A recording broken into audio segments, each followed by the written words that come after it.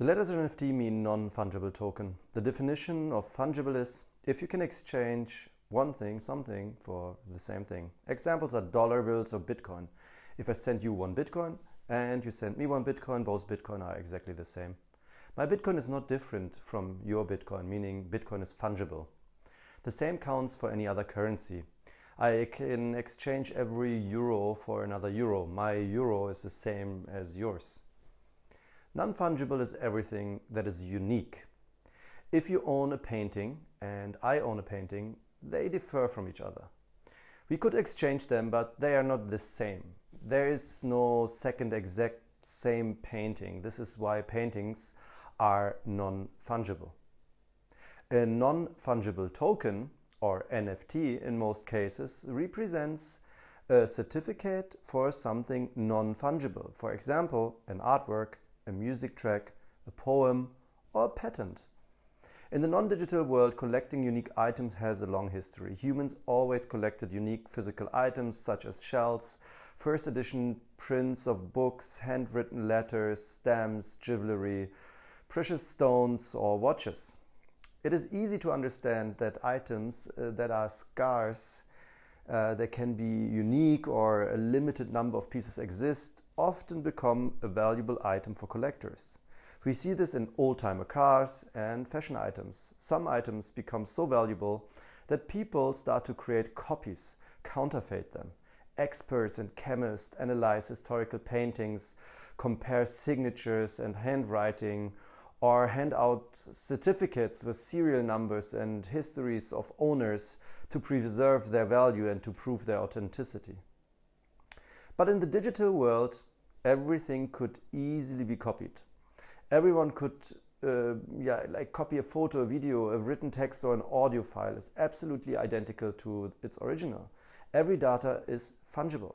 With one click of a button, I can create hundreds of thousands of copies. Digital items could not be unique and scarce until Bitcoin and blockchain appeared.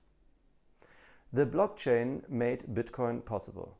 The idea is simple: a digital register that can't be changed. You can add information, data, but you cannot delete or edit previously added entries. An immutable ledger. Every data that gets added is also time-stamped, meaning that you basically know that your data has been added at a certain moment in time. You can see that data has been added before and after you, like a chain. Think about adding data like writing in a physical notebook. First page, followed by a second page, then third page, and so on. If you fill page by page, you get a chronology where page 1 has been filled with data, or writing in this case, before page 2. Page 1 is earlier in time, before computers, especially in accounting and saving accounts and banks. You would always keep a historical ledger of all your transactions with all records in chronological order. A good example is also the ownership of property, or today's car register. You will see a history of previous owners starting from the first one until the current one. Every owner is listed one by one in chronological order. With blockchain, you can now do the same, but digital. You can make an entry into a digital ledger that cannot be deleted or edited. This entry can contain any information. To simplify NFT, that information can contain a digital item and an owner, and naturally a timestamp, which is the date and time it has been added to the blockchain.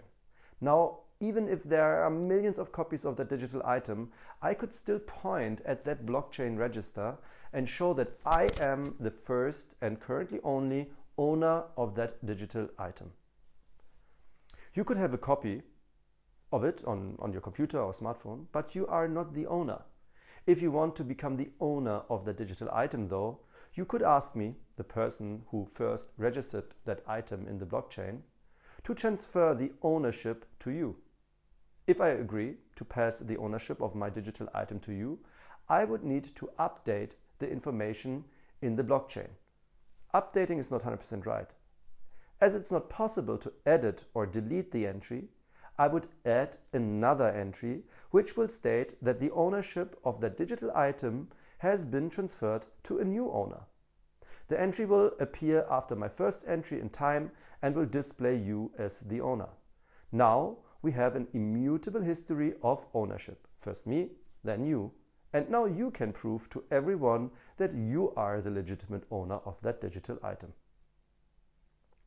You can decide to keep it in your collection forever or pass the ownership again one day to someone else. With this simple technology, every registered digital item becomes a collectible. It has an owner, a timestamp, and can be transferred, auctioned, or traded on an open market. So why is it called NFT, non-fungible token? It's the umbrella term for non-fungible tokens. The most famous standard is called ERC 721 and technically defines how to register digital items on the Ethereum blockchain. ERC, or Ethereum Request for Commons 721, was a suggestion from within the Ethereum community on how to standardize non-fungible tokens on the blockchain. It has been designed in a way that every registered item follows the same structure. Standards are important for ecosystems to grow. If credit and debit cards would not be standardized, they would not fit into each other's ATM machines. If paper sizes would not be standardized, they would not fit into your printer. If power plugs, for example, and we have this problem a lot, and USB cables would not be standardized, you couldn't charge your phone or you couldn't plug it in your laptop. NFT is nothing else than a standard to register digital items in the blockchain or on the blockchain. With the rise of NFT, a whole ecosystem is currently thriving around it. Digital items can now be displayed in many digital wallets. Websites and apps provide easy interfaces to register, add new digital items to the blockchain.